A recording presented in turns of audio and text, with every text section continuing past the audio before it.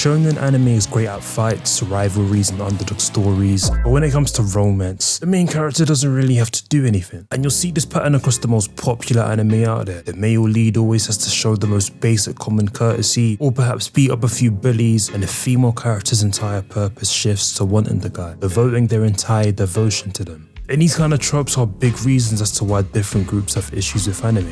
The easiest one to digest before things get weird, and that's Naruto and Hinata. This is one of the cleanest examples of glazing before the relationship even starts, because if the roles were reversed, there's no way he would survive the creep allegations. Naruto defends Hinata one time as kids, gets knocked out, gives her the scarf, and from that instant she's locked in. Every step of the way she's out here watching him closely, admiring his ninja way and building a whole motivation around him. Don't get me wrong, it's wholesome, but Naruto doesn't even know what's happening. Naruto spends half the series believing nobody sees him, while the story has already assigned him unconditional loyalty, and it all leads to a point where she literally sacrifices herself for Naruto out of this love. But I guess we had to wait until Neji dies and the last Naruto movie to see any sort of reciprocation. The relationship isn't built through mutual growth, but instead through a long-term admiration that Naruto doesn't even participate in. And if Hinata is the wholesome version of this trope, Misa is the chaotic one. Her parents were murdered, Kira kills the murderer, she attaches her gratitude to light. From that point onwards, her entire identity revolves around him, and the receipts are insane. She halves her lifespan for him, ignores his orders to avoid suspicion, threatens other girls he dates, refuses to kiss co-stars, continues devotion with little reciprocation. And to be honest, as crazy as it sounds, this sort of attachment isn't completely random. As absurd as it sounds, she was deeply traumatized. The emptiness and depression she felt having her entire family murdered before her eyes isn't something that goes away in a day. And the fact that light came in and killed the murderer may have just had her forming an attachment under the stress. But notice how the story never forces Light to earn that loyalty. He's just glad he gets to use her for his Shinigami eyes. Whether it's wholesome admiration like Hinata or trauma-fueled obsession like Misa, the pattern is the same. And trust me, this isn't a modern thing. Back in the 80s, urusei yatsura did this in the most obvious way possible. Ataru wins a game of tag to save Earth, yells, "Now I can get married," because he was promised marriage by someone else, and Lam hears that and says, "Bet,